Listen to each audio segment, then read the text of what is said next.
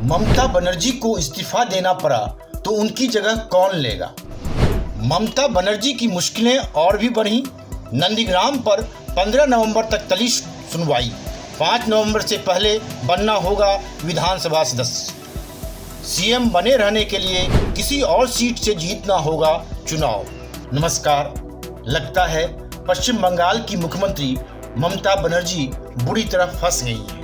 जैसे जैसे दिन बीतता जा रहा है उन पर इस्तीफे का खतरा भी बढ़ता जा रहा है। नियमानुसार ममता के पास 3 महीने से भी कम 2 महीने 24 दिन का समय बचा हुआ है। इन 84 दिनों के बीच उनको मुख्यमंत्री पद पर बने रहने के लिए विधानसभा का सदस्य बनना जरूरी है। लेकिन जिस तरह के हालात दिख रहे हैं उससे भी लगता है कि डगर आसान नहीं है।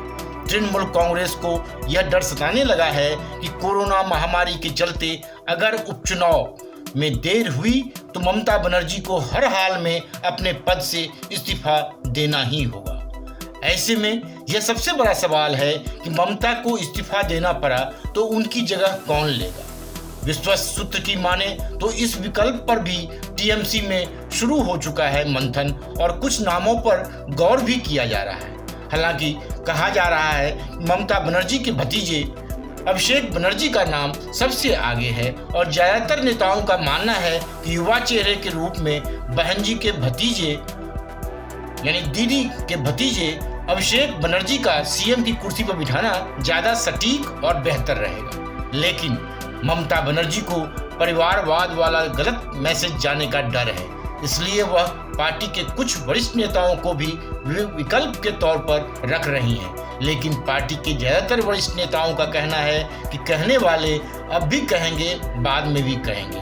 हमें बोल्ड निर्णय लेकर अपने कार्यकर्ताओं का भी मनोबल ऊंचा रखना है, क्रिटिसाइज करने वालों की परवाह किए बगैर। बता दें कि हाईकोर्ट का नंदीग्राम को लेकर सुनवाई 15 नवंबर तक टलने के बाद ममता बनर्जी को भी लगने लगा है कि अब कुर्सी बच पाना मुश्किल है। उनके पास अब बचे हैं केवल 84 दिन। अब सिर्फ चुनाव आयोग ही एकमात्र उम्मीद है। अगर वह उपचुनाव करवाने के लिए तैयार हो जाता है तो यही वजह है कि तृणमूल कांग्रेस की ओर से चुनाव आयोग से बार बार अपील की जा रही है कि खाली हुई सीटों पर जल्द उपचुनाव कराया जाए। नंदीग्राम सीट से हार कर मुख्यमंत्री बनी ममता बनर्जी को मुख्यमंत्री बने रहने के लिए 5 नवंबर से पहले विधानसभा का सदस्य बनना होगा। टीएमसी को डर है कि यदि कोरोना महामारी की वजहों से उपचुनाव में देरी हुई तो ममता को इस्तीफा देना होगा। इन सीटों पर होना है उपचुनाव। भवानीपुर, दिनहाटा, शांतिपुर, शमशेरगंज, खारदा और जहांगीरपुर विधानसभा सीटों पर उपचुनाव होना है। ये सीटें मौतों या इस्तीफों की वजह से खाली हुई हैं।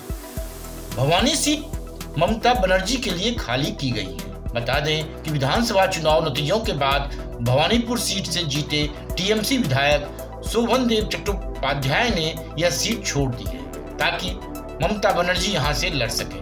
ममता बनर्जी 2011 से इस सीट पर 2 बार विधायक बन चुकी है, लेकिन इस बार अपने पूर्व सहयोगी शुभेंदु अधिकारी को चुनौती देते हुए ममता बनर्जी नंदीग्राम सीट से लड़ी, लेकिन अधिकारी ने इस सीट से जीत हासिल की।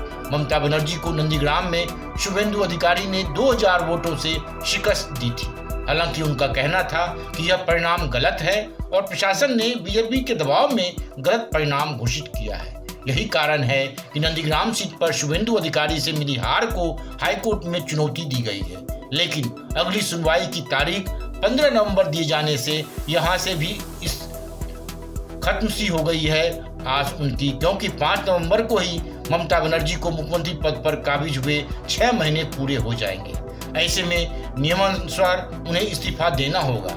आइए अंत में जाते जाते यह भी जान लेते हैं कि इस बारे में क्या है नियमों के मुताबिक किसी ऐसे व्यक्ति को भी विधायक अपना नेता चुन सकते हैं जो कि विधानसभा या विधान परिषद जिन राज्यों में है के सदस्य नहीं है, लेकिन नियुक्ति से 6 महीने के भीतर किसी सदन का सदस्य निर्वाचित होना अनिवार्य है। Bureau report, one day मैट्रम्स।